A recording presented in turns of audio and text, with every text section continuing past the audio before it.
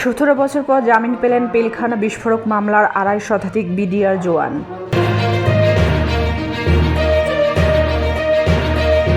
রক্ত দিয়ে হলেও সীমান্ত নিরাপদ রাখা হবে। আমরা বেঁচে থাকতে সীমান্তে কেউ আসতে পারবে না বলে মন্তব্য করেছেন স্বরাষ্ট্র উপদেষ্টা।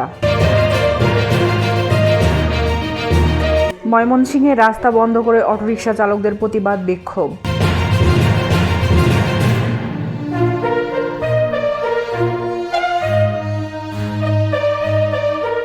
সততা প্রশ্নবিদ্ধ হলে বিএনপিতে জায়গা হবে না বলে মন্তব্য করেছেন আমির খসরু।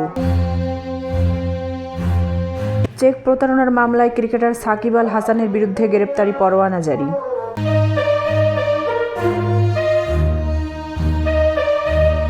জুলাই অভ্যুত্থানের পর আওয়ামী লীগের সুবিধাভোগী অনেকেই দলে ভিড় শুরু করেছে।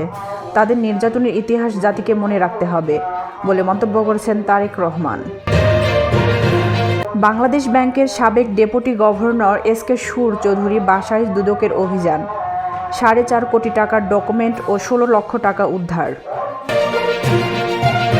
গুমের ঘটনার তদন্তের অগ্রগতি সম্পর্কে প্রধান উপদেষ্টাকে অবহিত করেছে কমিশন।